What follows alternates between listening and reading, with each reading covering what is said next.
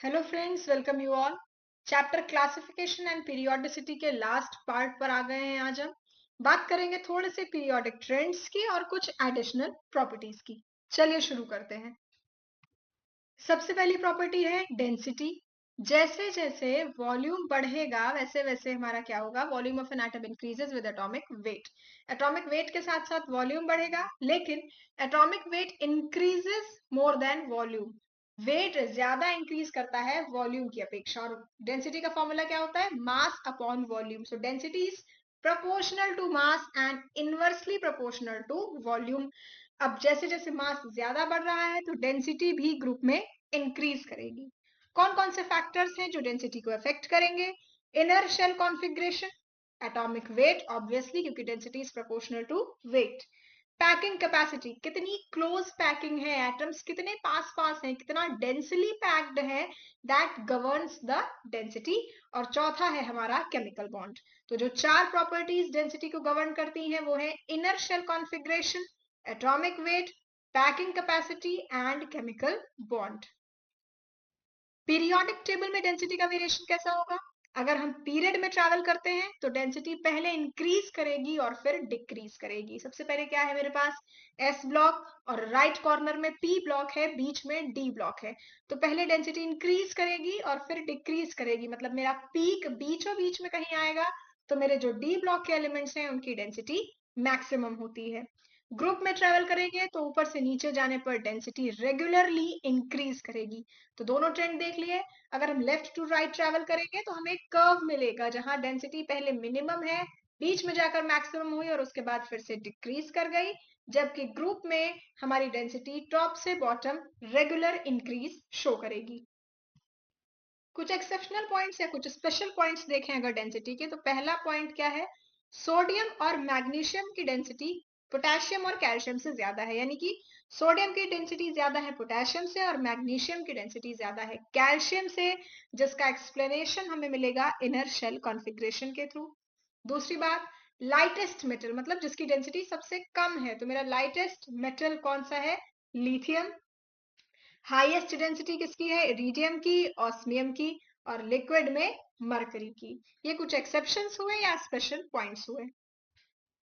Boiling point, melting point के बारे में बात करें तो बॉइलिंग पॉइंट होता है पूरे मॉलिक्यूल का, किसी एटम का नहीं होता। किस पे डिपेंड करेगा मेरा ये बॉइलिंग पॉइंट या मेल्टिंग पॉइंट? स्ट्रक्चर पे, बॉन्डिंग पे और बॉन्ड एनर्जी पे। सॉलिड का स्ट्रक्चर मिलके कैसे कैसे बन सकता है, एटॉमिक सॉलिड्स हो सकते हैं, मॉलिक्यूलर सॉलिड्स हो सकते हैं, या मेटालिक सॉलिड्स हो सकते हैं। अब एटॉमिक सॉलिड्स का मेल्टिंग पॉइंट सबसे ज्यादा होता है, उससे कम होता है मेटालिक सॉलिड्स का, और सबसे कम होता है मॉलिक्यूलर सॉलिड्स का। अगर आगे हम बॉन्ड स्ट्रेंथ की बात करें तो मेरे पास तीन तरह के बॉन्ड हैं, कोवेलेंट, मेटालिक और वॉन्डर वॉल्स, जो ऊपर मैं सॉलिड से रिलेट करके बता रही हूँ। तो कोवेलेंट बॉन्ड की बॉन्ड स्ट्रेंथ सबसे ज्यादा, जिसकी वजह से melting point of atomic solids भी सबसे ज्यादा। नेक्स्ट है मेटालिक बॉन्ड्स, और सबसे वीकर हमारे पास है वॉन्डर वॉल्स, जिसकी वजह से melting point of molecular solids is very less. तो ये बात हुई मेल्टिंग पॉइंट्स और बॉइलिंग पॉइंट्स की।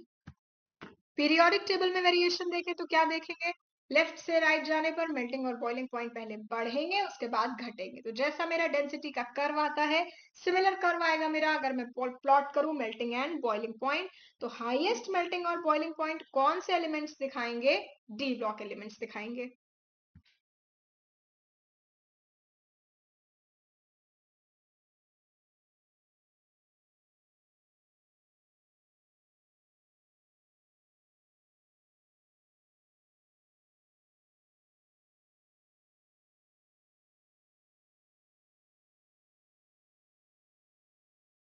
अब यहाँ पर कुछ डिफरेंट फैक्ट्स हैं, कुछ एक्सक्लूसिव पॉइंट्स हैं, जैसे कि कौन सा एलिमेंट है जिसकी इलेक्ट्रोनेगेटिविटी सबसे कम होती है, सीजियम। मैक्सिमम होती है फ्लोरीन। इसके अलावा कई सारी बातें डिस्कस की गई है, लीस्ट इलेक्ट्रोपॉजिटिव एलिमेंट फ्लोरीन है। लोएस्ट मेल्टिंग पॉइंट कौन से मेटल का होता है, मरकरी, वो ऑलरेडी लिक्विड स्टेट में एग्जिस्ट करता है। Highest melting and boiling point tungsten का होता है जो हमारे बल्ब में इस्तेमाल होता है। तो यहाँ पर कुछ ऐसे फैक्ट्स दिए हुए हैं जो कभी कभी एक सिंगल लाइन क्वेश्चन में आ सकते हैं। कुछ एडिशनल फैक्ट्स, लाइटेस्ट एलिमेंट है हाइड्रोजन, लाइटेस्ट नोन मेटल है लिथियम, याद रखना। स्मॉलेस्ट साइज हाइड्रोजन का, लार्जेस्ट सीजियम का। इसके अलावा सबसे ज्यादा इलेक्ट्रोपॉजिटिव एलिमेंट सीजियम होता है और नेगेटिव फ्लोरीन होता था। ऐसा कौन सा एलिमेंट है जिसमें कोई भी न्यूट्रॉन प्रेजेंट नहीं होता? हाइड्रोजन। ऐसा ग्रुप जिसमें maximum volatile D block elements हैं? Zinc, cadmium, mercury. ये कुछ एडिशनल फैक्ट्स हैं। कुछ और फैक्चुअल पॉइंट्स देखेंगे।